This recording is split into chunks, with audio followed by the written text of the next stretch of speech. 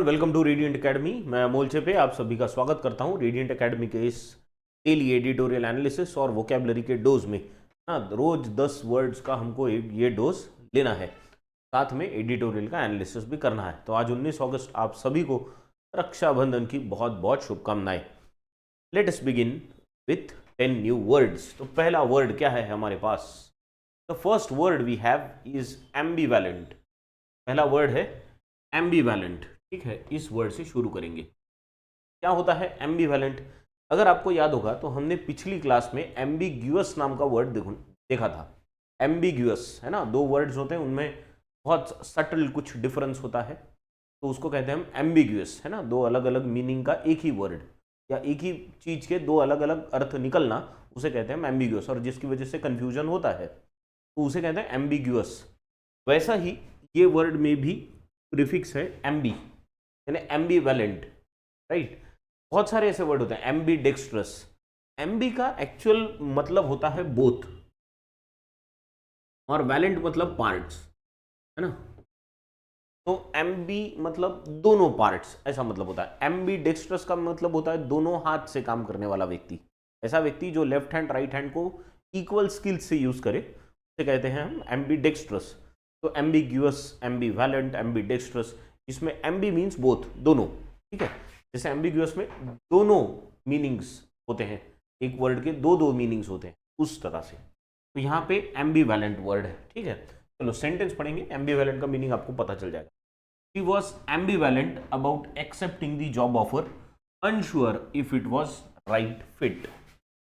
वो नए job offer को लेने में एम्बिवेलेंट थी। एम्बिवेलेंट थी मतलब हिचकिचा रही थी, लूं कि नहीं लूं, है ना।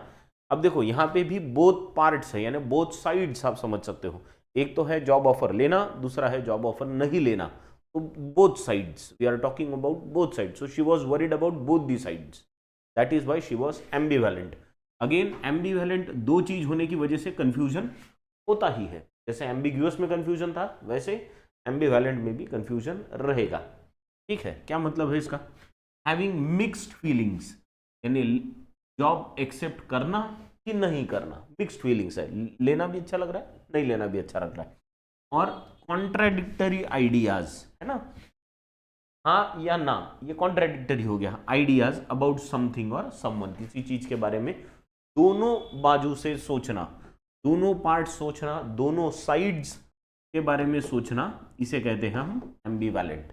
समझ गए? तो एम्बी वाले वर्ड जो रहेंगे उसमें दोनों चीजों के बारे में बात होती है। समझ गया मीनिंग? चलो, सिनोनिम क्या होगा इसका? अनसर्टन, है ना। You are not confident enough कि आप एक निर्णय ले सको, अनसर्टन होता है। सर्टन का मतलब होता है नक्की, पक्का। अनसर्टन का मतलब होता है कुछ पक्का नहीं है। कॉन्फ्लिक्टेड, जहां पे कॉन्फ्लिक्ट है, ये करूं या वो करूं, अनडिसाइडेड। एंटोनिम्स क्या होंगे इसके? सर्टन मतलब पक्का, डिसाइसिव, डिसाइसिव मतलब when you are able to take decision, you are not confused about taking decision, you are decisive, you know how to take decision, decisive, clear, there is no confusion. समझ गया ambivalent? चले next word पे। The next word we have is nonchalant. Nonchalant, अभी क्या है, non चैलेंट के बारे में एक चीज ध्यान में रखो कि nonchalant is not opposite of chalant, ऐसा कुछ नहीं है। हाँ, नॉन चैलेंट ये वर्ड ही है पूरा अलग से, इसमें चैलेंट का कोई मतलब नहीं होता। म्हणजे मैंने chalant does not mean anything, there is no word like chalant in English, there is word like nonchalant only, यानी नॉन चैलेंट ही वर्ड है, चैलेंट नाम का कोई वर्ड है नहीं इंग्लिश में। ठीक है, तो नॉन चैलेंट मतलब क्या देखेंगे यहाँ पे। He gave a nonchalant shrug. Shrug मतलब ऐसा कंधे उड़ाते हुए चलना, जाने दो ना, कुछ नहीं होता, श्रग। ठीक है, as if outcome didn't matter to him, जो भी आउटकम आया था उससे वो बहुत चिंतित नहीं था। ठीक है, तो चिंतित नहीं होना या किसी चीज को लाइटली लेना, या ऐसा व्यक्ति जो किसी की चिंता नहीं, किस चीज की भी विशेष चिंता नहीं करता और उसको वो शांत रहता है, वो अपने अपने में मस्त है। पॉजिटिवली भी हो सकता है, ये निगेटिव भी हो सकता है। ऐसे व्यक्ति को हम नॉन चैलेंट कहेंगे। ऐसा व्यक्ति जो बहुत ज्यादा चिंता ना करे, अपने काम में मस्त रहे। MS धोनी कैसा है क्रिकेट में, बहुत ज्यादा हाँ, जीत भी गए तो भी बहुत खुश होगा, या हार गए तो बहुत दुखी होगा, ऐसा नहीं है। इज मोर और हाँ ठीक है, चलो जो हुआ सो हुआ, अपने काम में फोकस करते हैं। तो that kind of person is called nonchalant. वो पॉजिटिव भी हो सकता है, निगेटिव भी हो सकता है, ठीक है। मतलब क्या मीनिंग, फीलिंग और अपियरिंग कैजुअली काम, ऐसा काम होता है ये बंदा, and relaxed, not displaying anxiety, interest और एंथुजियाज्म। बहुत ज़्यादा उसमें इंटरेस्ट, एंग्जाइटी, एंथुजियाज्म कुछ खास नज़र नहीं आता। सिनोनिम क्या होगा इसका, काम, कंपोज्ड, इनडिफरेंट, किसी चीज के बारे में भेदभाव ना करने वाला। एंटोनिम्स, एंग्शियस, है ना, वो लोग होते हैं ना जो करूँ कि नहीं करूँ, ये करूँ या वो करूँ, ये एंग्जाइटी होती है। कंसर्न्ड होते हैं, बहुत चिंतित लोग। एंथुजियास्टिक, बहुत उत्साह में रहने वाले लोग। तो ऐसा व्यक्ति जो फीलिंग्स को कंट्रोल कर ले, जिसकी फीलिंग्स बहुत ज़्यादा बाहर नहीं आती, वो मोर और लेस हर सिचुएशन में वैसे ही होता है, ठीक है, जैसे चल रहा है वैसे मस्त है, that is called nonchalant. ठीक, समझ गए, clear. Someone who doesn't show much emotion, that is called non चैलेंट।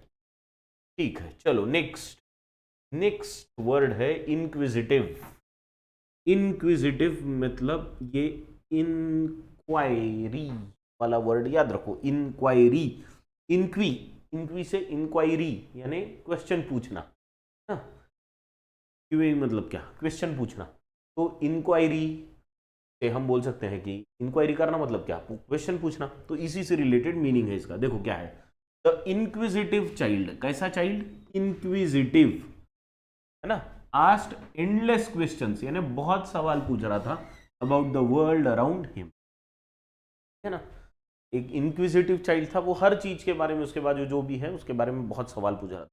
तो सवाल पूछने वाला, बहुत ज्यादा क्यूरियस, हर चीज में सवाल पूछने वाले व्यक्ति को कहते हैं हम इंक्विजिटिव। ठीक है, तो मीनिंग क्या हो गया इसका, क्यूरियस और इंक्वायरिंग। देखो इंक्वायरिंग से ही इंक्विजिटिव बना है, जो बहुत इंक्वायरी करता है वो इंक्विजिटिव हो गया। सिनोनिम क्या होगा इसका, क्यूरियस, प्रोबिंग। प्रोबिंग का मतलब होता है सवाल पूछना, क्वेश्चन करना, ठीक है। छानबीन करना, ये भी मतलब होता है प्रोब का, है ना। प्रोब करना मतलब छानबीन करना। तो छानबीन जब करते हैं हम, किसी चीज की इंक्वायरी कर रहे हैं, छानबीन कर रहे हैं, उसमें सवाल भी पूछते हैं ना हम लोग, क्वेश्चनिंग, है ना, ये तो है ही।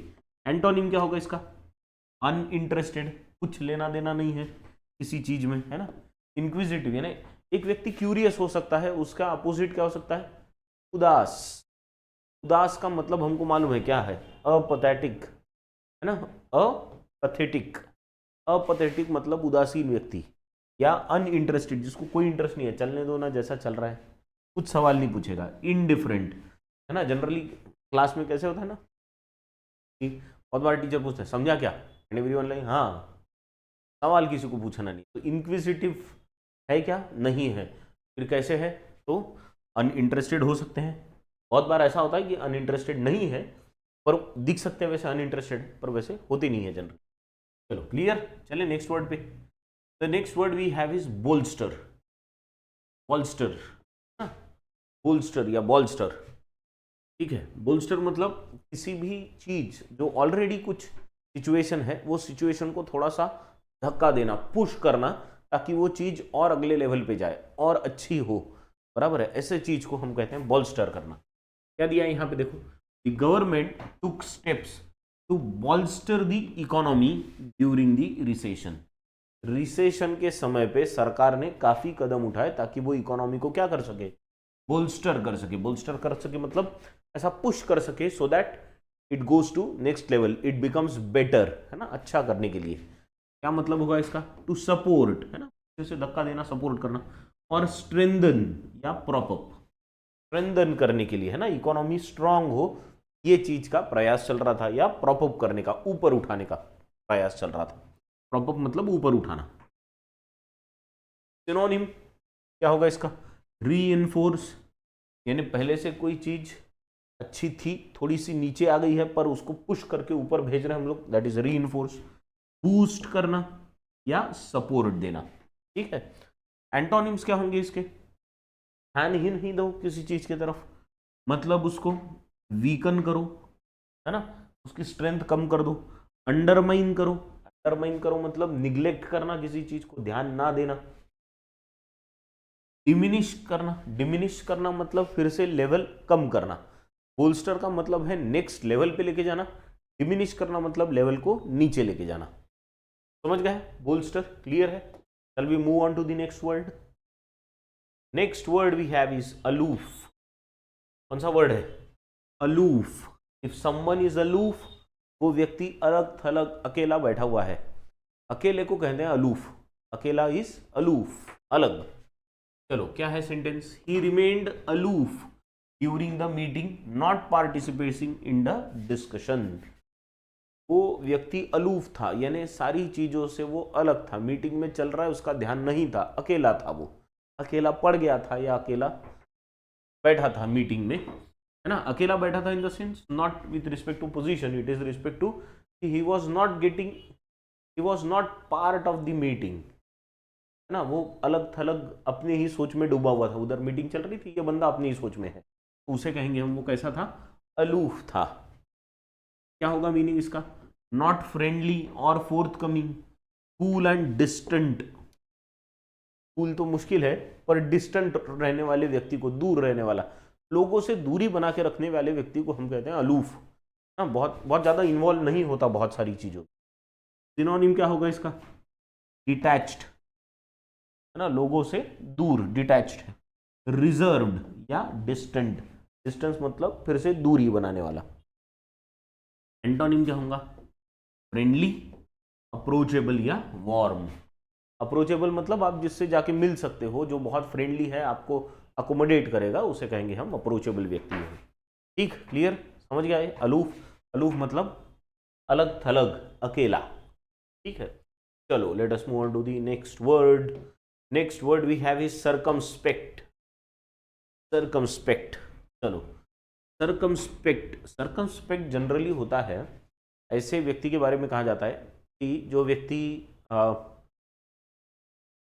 कोई चीज करने के बारे में बहुत ज्यादा इंटरेस्टेड ना हो, या वो चीज करने के बारे में वो डाउटफुल हो, और डाउट होने की वजह से वो नहीं करना चाहता, he is not willing to do something, ऐसे व्यक्ति को कहते हैं हम सर्कमस्पेक्ट, है ना। सेंटेंस देखो, he was circumspect in his decision making. वो अपने डिसीजन मेकिंग में सर्कमस्पेक्ट था, मतलब तो डाउटफुल था, डरा हुआ था, या नहीं करने की इच्छा थी उसको, उसको निर्णय ही नहीं लेना था, क्योंकि वो डाउटफुल था कि मैं ये कर पाऊंगा कि नहीं कर पाऊंगा। Carefully weighing all the options, और इसीलिए वो सारे ऑप्शंस को बहुत ध्यान से जांच रहा था। वेइंग ऑल दी ऑप्शंस का मतलब सारे ऑप्शंस को तोल के देखना कि किसका पलड़ा भारी है। अगर तुमको जो चाहिए उस चीज का पलड़ा भारी है तो निर्णय लेंगे, अगर नहीं होगा तो नहीं लेंगे। मतलब करूं कि नहीं करूं वाली फीलिंग सर्कमस्पेक्ट में भी होती है ना। क्या है meaning? Very, very of something, यानी डर लग रहा है कि करने की इच्छा नहीं हो रही, wary of something. And unwilling to take risk. ऐसे व्यक्ति जो सर्कमस्पेक्ट होते हैं जनरली वो रिस्क नहीं लेते, बहुत ज्यादा छानबीन जांच करके अपना निर्णय लेंगे। ठीक है, दैट इज सर्कमस्पेक्ट। सिनोनिम, बहुत डाउट होता है इन लोगों को हर चीज पे, है ना, ये होगा नहीं होगा, करेंगे नहीं करेंगे, दैट इज सिनोनिम। कॉशियस, बहुत प्रूडेंट है। प्रूडेंट का मतलब बारीक बारीक चीजों पे ध्यान देने वाला, prudent. They are very careful, sometimes too careful, जरूरत से ज्यादा केयरफुल हो जाते। एंटोनिम्स क्या होंगे इसके? रेकलेस, कुछ लोग होते हैं जो डिसीजन ले लेंगे, वो सोचते भी नहीं आगे क्या होगा, अच्छा होगा बुरा होगा, they just take their decision, और फिर आगे जाके गड्ढे में गिर जाएंगे, होता है। तो ऐसे लोगों को एकदम रेकलेस या रैश या careless, they don't take much care while taking decision. You can be, अगर आपको होना है तो आप इन दोनों के बीच में रह सकते हो, जहां पे you take some risk but the risk are calculated. ऐसे स्वभाव वाले सक्सेसफुल होते हैं लोग। चलो आगे चले। सर्कमस्पेक्ट समझ गया ना, डाउटफुल और डाउट रहने की वजह से अनविलिंग होते हैं। डेफ्ट, ये मस्त वर्ड है, डेफ्ट, डेफ्ट टच, है ना। अगर आप क्रिकेट में कमेंट्री सुनते होंगे तो लेट कट जब कोई बैट्समैन करता है तो कमेंटेटर हमेशा कहते हैं कि इट वाज अ डेफ्ट टच। डेफ्ट का मतलब होता है बहुत आराम, बहुत स्किलफुली और झट से किया हुआ, इसमें दोनों चीजें जरूरी है। डेफ्ट का मतलब उसमें स्किल भी जरूरी होती है और स्पीड भी जरूरी होती है ना। डेफ्ट में क्या क्या जरूरी होता है, स्किल भी चाहिए और स्पीड भी चाहिए, दोनों दोनों क्वालिटीज होनी चाहिए। देखो, the artist deft brush strokes, brush के जो स्ट्रोक्स थे स्किलफुल भी थे और जल्दी जल्दी किए भी थे। Brought the painting to life, उससे पेंटिंग एकदम जीवंत लगने लगी। मीनिंग क्या होगा इसका, neatly skilful and quick in one's movements, है ना। स्किलफुल भी है और फास्ट भी है, स्पीड भी है। सिनोनिम क्या होंगे इसके, स्किलफुल, अजाइल, अजाइल का मतलब, अजाइल मतलब फ्लेक्सिबल, जल्दी जल्दी ये वो कर सकने वाला व्यक्ति। Nimble, someone who is very fast, है ना, जल्दी जल्दी अपने कदमों पे उछल कूद कर सकने वाला व्यक्ति को हम निम्बल कहेंगे, very flexible and very fast. Antonyms क्या होंगे इसके, क्लमजी, उबड़ धोबड़ कहते हैं मराठी में, कुछ भी कर देने वाला, ऐसा क्लमजी। या ऑकवर्ड या इनेप्ट, इनेप्ट मतलब जिसमें स्किल नहीं है, स्किल्स की कमी है ना। इसका एंटोनिम भी हमने देखा था एडेप्ट करके, अभी ये इनेप्ट हो गया। ऑकवर्ड सी सिचुएशन होती बस वो ऑकवर्ड, समझ गया। तो डेफ्ट का मतलब होता है जब स्किल भी हो और में स्पीड भी हो, ठीक है, that is deft. Next word is impeccable. Impeccable, impeccable का मतलब होता है ऑफ द हाईएस्ट क्वालिटी, है ना। This is an impeccable collection of books, collection से अच्छा कह सकते हैं दिस इज एन सॉरी क्या, इम्पेकेबल, हाँ, कलेक्शन ऑफ बुक्स अगर हम बोले तो इम्पेकेबल कलेक्शन ऑफ बुक्स मतलब बहुत ही हाईएस्ट क्वालिटी का कलेक्शन है, तो क्वालिटी इज एक्सीलेंट, राइट। तो इम्पेकेबल सेंटेंस पढ़ेंगे। हर इम्पेकेबल टेस्ट, मैं वो बुक के लिए कलेक्शन यूज करने का अवॉइड कर रहा था क्योंकि बुक्स की जनरली लाइब्रेरी होती है। व्हेन यू से कलेक्शन, कलेक्शन हम उन चीज़ों का करते हैं जो हम लाते तो है कलेक्ट करने के लिए, पर वो दिखावट की चीज़ होती है, शो करने की, आप उसको इस्तेमाल नहीं करते।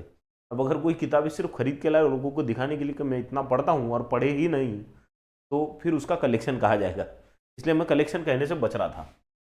इम्पेकेबल, इम्पेकेबल टेस्ट, हाँ चलो सेंटेंस पढ़ेंगे।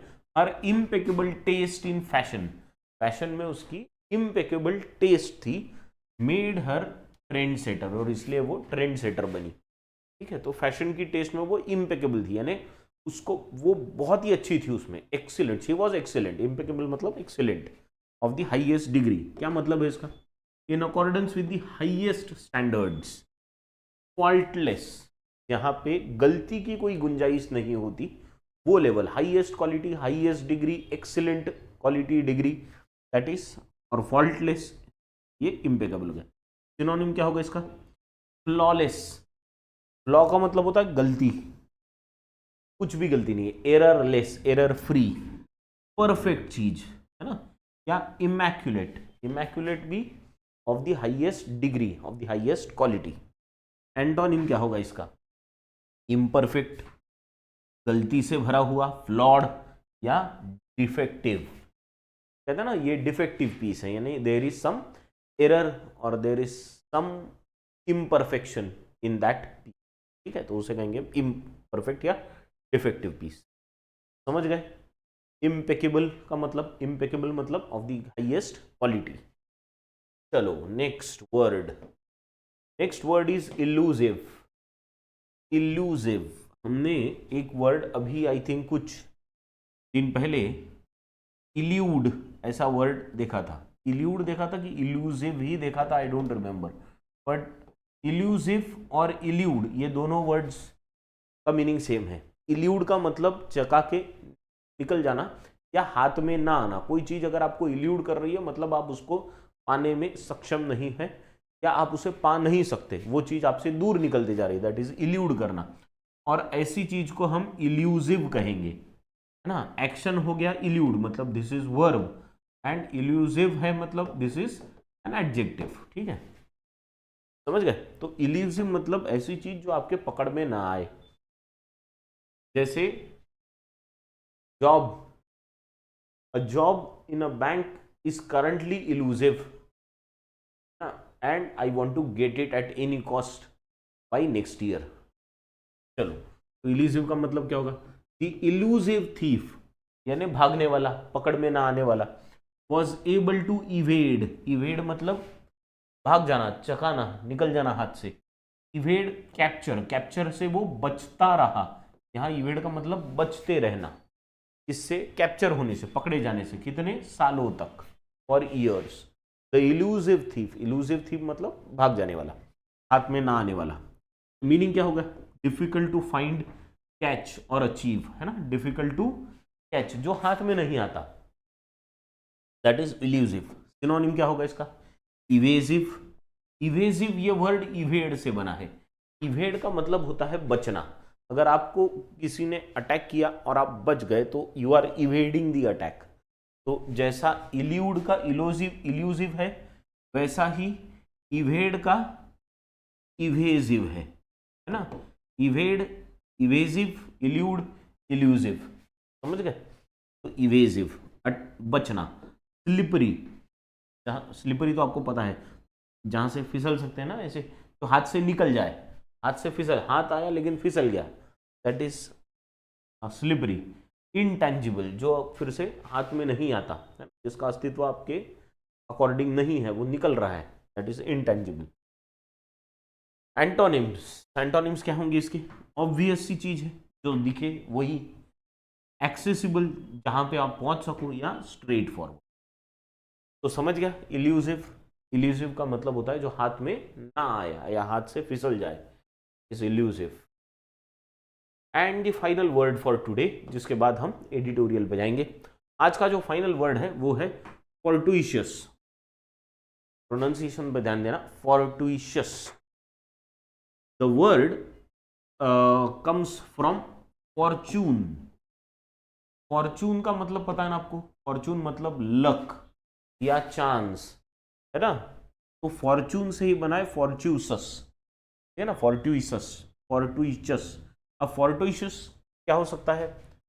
It was a fortuitous coincidence that they met at the that they met at the same event. कैसा कोइंसिडेंस था? फॉर्टुइशस कोइंसिडेंस था। फॉर्टुइशस का मतलब क्या आता? फॉर्चून से बना है, मतलब क्या कहेंगे हम? It was a lucky coincidence, lucky coincidence रहा होगा, है ना, फॉर्चुनेट कोइंसिडेंस रहा होगा, है ना। तो क्या होगा मीनिंग इसका?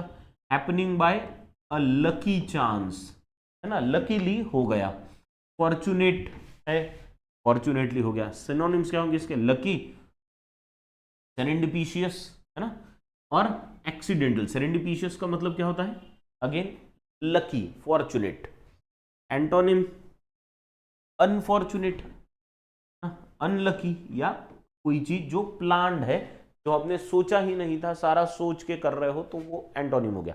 सोचा नहीं, अचानक से आपको कुछ मिल जाए तो वो क्या हो गया? सेरेंडिपिशियस हो गया, या फॉर्टुइशियस हो गया, या फॉर्चुनेट हो गया, या लकी हो गया। समझ गए? यहां तक क्लियर है? तो ये हो गए 10 वर्ड्स जो आज हमें देखने थे। अभी हम लोग एडिटोरियल पे जाएंगे, ठीक है? चलो,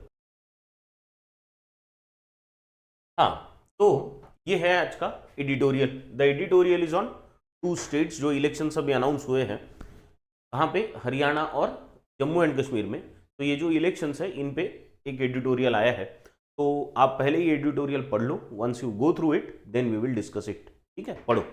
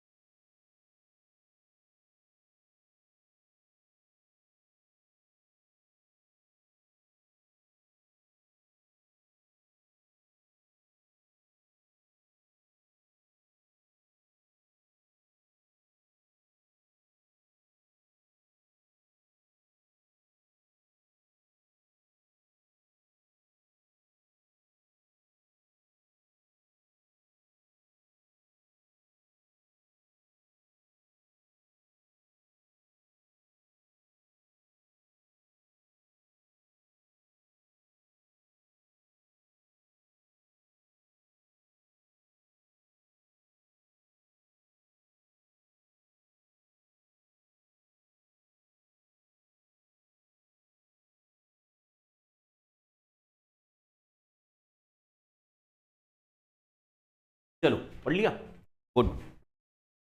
क्या दिया है, 2 स्टेट्स, 2 स्टेट्स के इलेक्शंस के बारे में है। On elections to Jammu and Kashmir and Haryana, assembly elections for Haryana and Jammu and Kashmir to be held from September 18 to October 1। ये करंट अफेयर्स का भी एक पॉइंट हो गया कि 18 सितंबर से जम्मू कश्मीर और हरियाणा के इलेक्शन शुरू हो रहे हैं, ठीक है। तो 18 सितंबर से 1 अक्टूबर तक रहेगा। Will test India's democratic institutions and specially the election commission of India to the fullest extent. ये जो इलेक्शंस होने वाले हैं वहां पे जम्मू कश्मीर और हरियाणा में, दे विल टेस्ट, किसको टेस्ट करेंगे, हिंदुस्तान की इंस्टीट्यूशंस को टेस्ट करेंगे, या फिर स्पेसिफिकली किसके बारे में कह रहा हूं कि इलेक्शन कमीशन ऑफ इंडिया को टेस्ट करेंगे, क्योंकि जम्मू एंड कश्मीर में 10 साल के बाद इलेक्शंस हो रहे हैं। This will be the first election for Jammu and Kashmir since it lost its statehood and Ladakh was carved out as a separate union territory without an assembly in 2019। 2019 में आर्टिकल 370 को रद्द कर दिया गया था, जिसके बाद क्या हुआ था कि जम्मू एंड कश्मीर को अलग स्टेट और लद्दाख को अलग यूनियन टेरिटरी करके डिमार्केट कर दिया गया था, ठीक है। तो अभी जम्मू एंड कश्मीर जब स्टेट करके इलेक्शन को जाएगा तो उसमें असेंबली रहेगी, whereas Ladakh which was carved out का मतलब होता है ऐसा कार्व करके अलग निकालना, ठीक है। तो कार्व्ड आउट कैसे, as a separate union territory, एक यूनियन टेरिटरी की तरह, जिसमें अभी तक कोई असेंबली नहीं है। ये 2019 में सारी अरेंजमेंट की गई थी। After a 3-phase poll in Jammu and Kashmir and a single phase 1 in Haryana, the counting of votes will be on October 4। ये तो सारी इंफॉर्मेशन ही दे रहे हैं ऑथर की। पहले 3 फेज में इलेक्शंस होंगे, कहाँ पे, जम्मू एंड कश्मीर में, और हरियाणा में there will be a single phase election, है ना। देखो सिंगल फेज में इलेक्शन होगा, एक ही दिन सारे कंस्टिट्यूएंसीज में इलेक्शन हो जाएंगे। और काउंटिंग कब होगी, counting will be on October 4।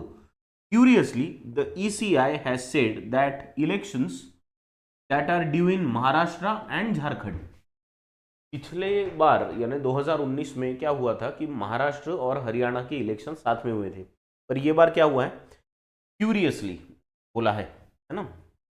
ECI has said that elections that are due in Maharashtra and Jharkhand will be announced later, इसको बाद में अनाउंस करेंगे। In 2019 Haryana and Maharashtra went to the polls together, ये जैसे मैंने अभी कहा 2019 में दोनों की इलेक्शन साथ में हुए थे।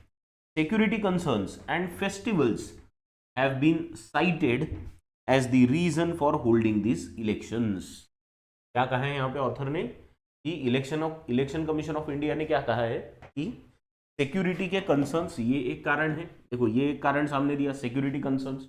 दूसरा फेस्टिवल्स, क्योंकि अभी फेस्टिवल का सीजन है महाराष्ट्र में, 2019 में भी तो था ही ना, फिर पर फेस्टिवल का सीजन है। हैव बीन साइटेड, साइटेड का मतलब होता है सामने रखना, बराबर है। तो CITED वो साइट का वर्ड अलग है ना, क्योंकि बहुत बार साइट ये वर्ड से कंफ्यूज हो जाते हैं लोग। ये साइट अलग है, SITE वाली साइट अलग है ना, CITE वाली साइट अलग है। तो इन तीनों के मतलब अलग है। साइट मतलब देखना, SITE का मतलब होता है जगह, लोकेशन, और CITE का मतलब होता है सामने रखना, ठीक है। तो this has been cited as the reason for holding this elections in batches of 2 each. दो कि बैचेस में ये इलेक्शंस कराने का इलेक्शन कमीशन सोच रहा है।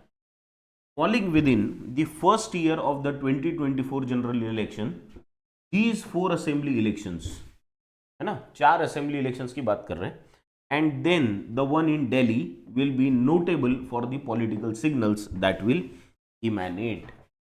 क्या कह रहे हैं यहाँ पे ऑथर कि 2024 का जो जनरल इलेक्शन हुआ, जनरल इलेक्शन मतलब लोकसभा का इलेक्शन, वो 2024 के लोकसभा के इलेक्शन के बाद 4 असेंबली इलेक्शन इस साल है, और फिर एक दिल्ली में भी होने वाला है, 5वां। वो कब होने वाला है, वो होने वाला है अभी 2025 की शुरुआत में, मतलब एक ही साल के अंदर, with in the first year. क्या बोला है, द फर्स्ट ईयर, एक साल में ही, जनरल इलेक्शन तो जून में हो गए, अप्रैल मई में, वहां से एक साल के अंदर ये 5 मेजर इलेक्शंस है, 4 कंस्टिट्यूएंसीज, कहाँ पे, हरियाणा, महाराष्ट्र, झारखंड, हरियाणा, जम्मू एंड कश्मीर और दिल्ली, ये 5 इलेक्शंस होंगे। और will be notable for political signals that will emanate, वहां से जो पॉलिटिकल सिग्नल्स बाहर आएंगे, किसी चीज का बाहर आना, इमेनेट का मतलब होता है बाहर आना, किसी चीज का बाहर आना, तो वहां से जो पॉलिटिकल सिग्नल्स निकलेंगे उनका उनको देखा जाएगा फिर, ठीक। तो this is what the author is saying about the elections. चलो, तो ये था फर्स्ट पार्ट में। Now go through the second part quickly and then we will discuss it.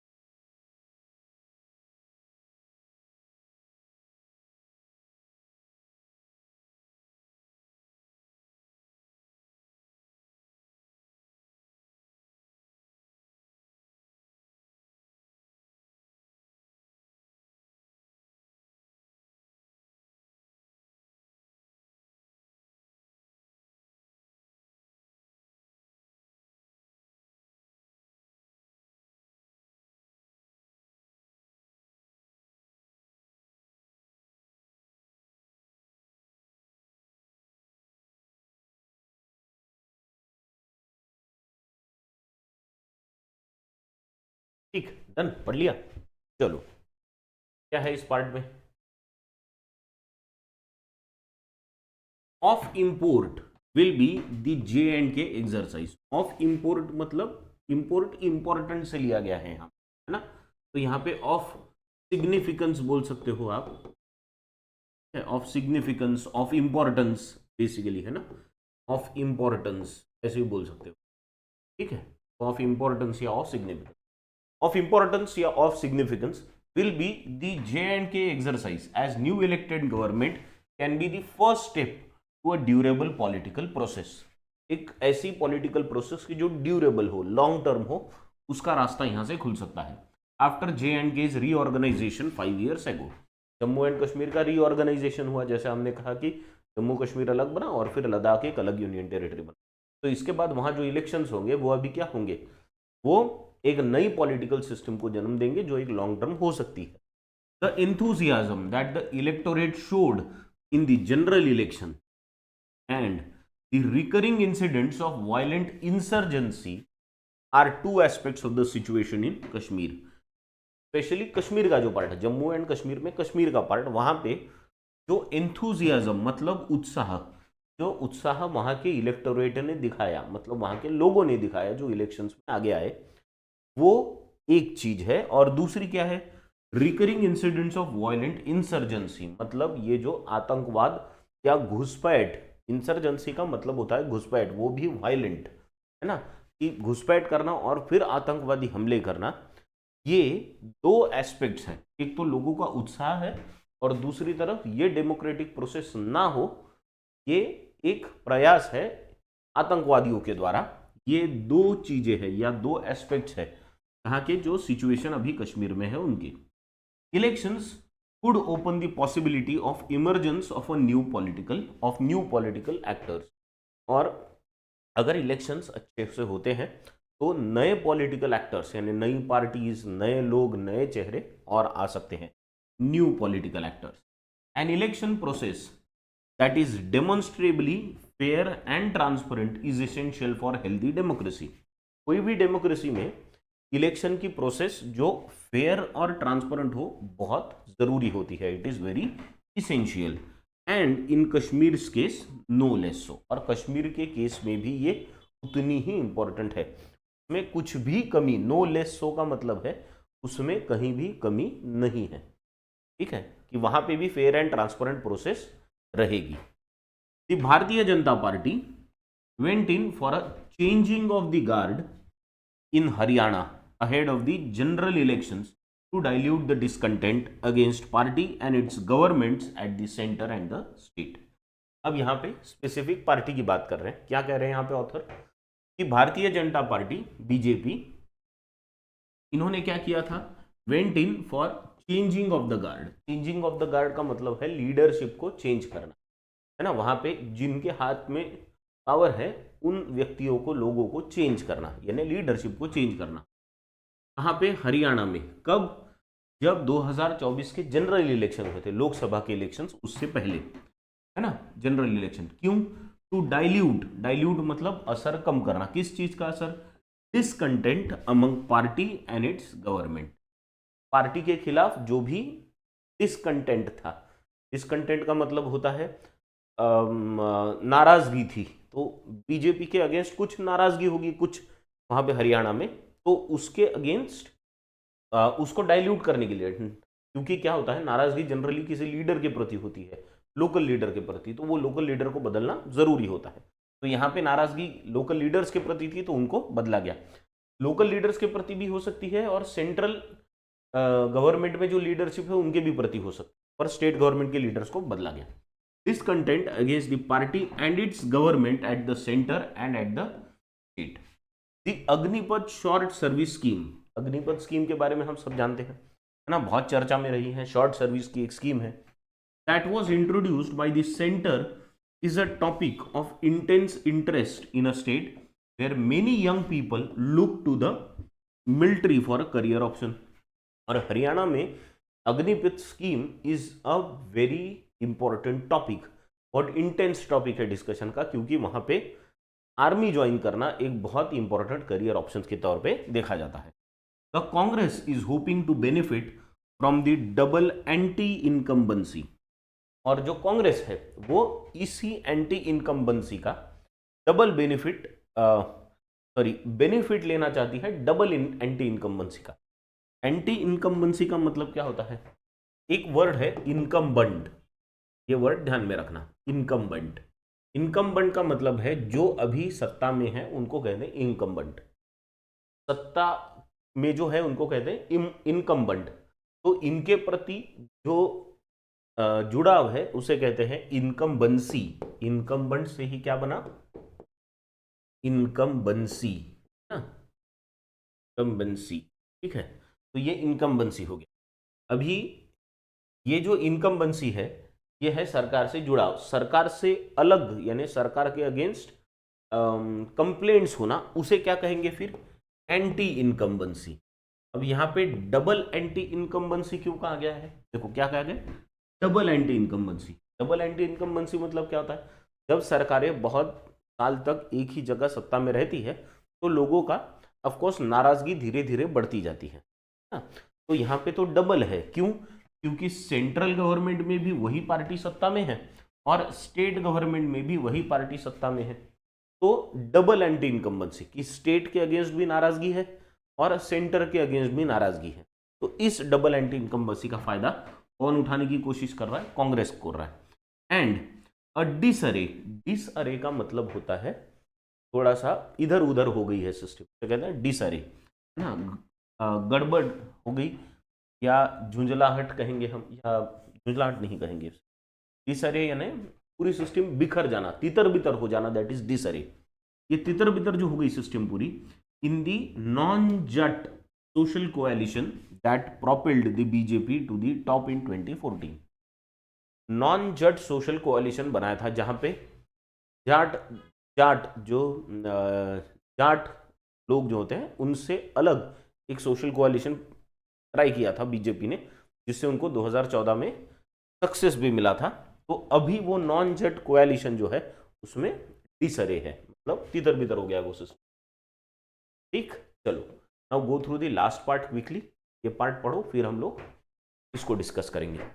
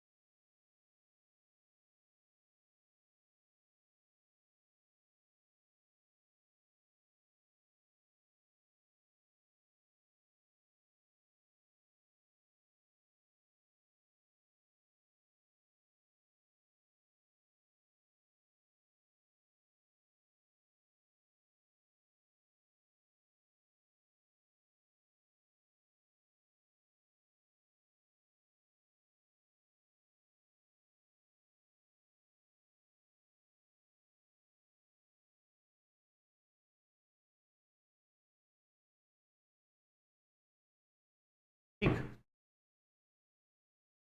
क्या दिया है अभी इस पार्ट में? The impact of the assembly elections will not be limited to these two states or union territories। दो ही states और union territories में इस इलेक्शन के इम्पैक्ट नहीं दिखेंगे। दो स्टेट्स मतलब जम्मू कश्मीर हरियाणा, यूनियन टेरिटरी लद्दाख, है ना, उस पर भी इसका इम्पैक्ट दिखेगा। The general election had loosened the BJP's grip over country's politics and given the opposition a fresh lease of life. ना 2024 का जो ये इलेक्शन हुआ उसमें बीजेपी को जितनी चाहिए थी उन्हें उतनी सीट नहीं आई, 240 पे सिमट के रह गए। तो ऑथर का कहना है कि इससे क्या हुआ है कि कंट्री की पॉलिटिक्स में बीजेपी की जो ग्रिप है, जो पकड़ है, वो लूज हुई है और जो अपोजिशन है उनको एक फ्रेश लीज ऑफ लाइफ मिली है, यानी उनको एक नया जीवन दान मिला है, क्योंकि वो तो पूरा हार गए यही सोच के मैदान में उतरे थे 2024 के इलेक्शन से पहले, लेकिन वहां पे कुछ सीटें ज्यादा आने की वजह से उनको एक नई उम्मीद जगी है। वेदर दैट ट्रेंड्स होल्ड्स और there is a reversal is, यही ट्रेंड आगे चलेगा कि बीजेपी की सीट कम आएगी और अपोजिशन की सीट बढ़ेगी, यही ट्रेंड आगे चलेगा कि इसमें रिवर्सल होगा, ये देखने की बात है। Politics with in the BJP among the national democratic alliance partners, between the BJP and the larger Sangh Parivar, and between the BJP and the opposition could all be influenced by these elections। और बहुत सारे जो relations है, किसके किसके बीच में के relations है? बीजेपी के और जो एनडीए के पार्टनर्स है, एनडीए मतलब नेशनल डेमोक्रेटिक अलायंस जिसकी अभी सरकार है, वो जो पार्टनर्स है उनके बीच में के रिलेशंस, या बीजेपी और संघ परिवार के बीच में के रिलेशंस, या बीजेपी और अपोजिशन के बीच में के रिलेशंस, इन सब पे ये इलेक्शंस जो है इन सब पे इन्फ्लुएंस करेंगे, प्रभाव डालेंगे। The BJP and the Congress both know that the stakes are high, giving this round of elections an added edge. और इन दोनों इलेक्शंस में जम्मू कश्मीर को और हरियाणा के स्टेक्स बहुत हाई है। स्टेक्स मतलब जो इन्वॉल्वमेंट है लोगों की वो बहुत हाई है, और इसीलिए इन दोनों को यहाँ पे एक एडेड एज है इस इलेक्शन में। ठीक है, तो this was the editorial today. अभी इसके बेसिस पे कुछ क्वेश्चंस है आपके लिए। The first question is which of the following state is not going for elections with in 1 year of the general elections of 2024। हाँ, जनरल इलेक्शंस 2024 के जो हो गए तो एक साल में कौन सी इलेक्शन नहीं होने वाला है। ठीक, next, what reasons has the election commission of India given for not conducting Maharashtra elections with Haryana and Jammu and Kashmir? तो महाराष्ट्र के इलेक्शंस क्यों नहीं हो रहे, इसका क्या कारण इलेक्शन कमीशन ऑफ इंडिया ने दिया है। नियरली सेम मीनिंग का वर्ड आपको बताना है, इमैनेट का। इमैनेट इज द वर्ड जिसका आपको सिमिलर मीनिंग का वर्ड बताना है। नेक्स्ट, फिर एक फ्रेज दी गई है जिसका नियरली सेम मीनिंग आपको बताना है। The phrase is changing of the guard. Changing of the guard का मतलब क्या है यहाँ पे ये आपको बताना है। And according to author the strength of which of the relations will be tested after assembly elections in Jammu and Kashmir और हरियाणा। ये जो अभी इलेक्शंस होंगे इनके बाद कौन से रिलेशंस को टेस्ट किया जाएगा, है ना, उनकी स्ट्रेंथ को टेस्ट किया जाएगा। ये आपको बताना है, नीचे आपके पास ऑप्शंस दिए गए हैं। तो this was the editorial today and मुझे एक सवाल आप सबसे पूछना है जिसका आंसर मैं आपसे कमेंट बॉक्स में एक्सपेक्ट करूंगा कि ये द हिंदू का एडिटोरियल तो हम ले ही रहे हैं रोज, पर इसमें क्या हो रहा है कि पॉलिटिक्स और सेम टाइप के टॉपिक्स रोज आ रहे हैं। मैंने उस दिन जैसे एक एक्सप्रेस व्यू का आर्टिकल लिया था, इंडियन एक्सप्रेस। आपको चलेगा क्या कि अगर मैंने बाकी भी न्यूज़पेपर से ऐसे एडिटोरियल्स या टॉपिक्स लिए? तो इसका आंसर आपको येस या नो में देना है। अगर आपको लगता है कि ये चलेगा, ठीक है, आप बाकी भी जगह से एडिटोरियल्स लो, तो जस्ट से येस। और अगर आपको लगता है नहीं द हिंदू का एडिटोरियल चलने दो, तो आप नो कह सकते हैं, ठीक है। और इन सारे सवालों के आंसर्स कहाँ देने हैं? कमेंट बॉक्स में। I reply to and every one, please do it. Let us stop here with this. A very happy Rakshabandhan to all of you. Thank you very much.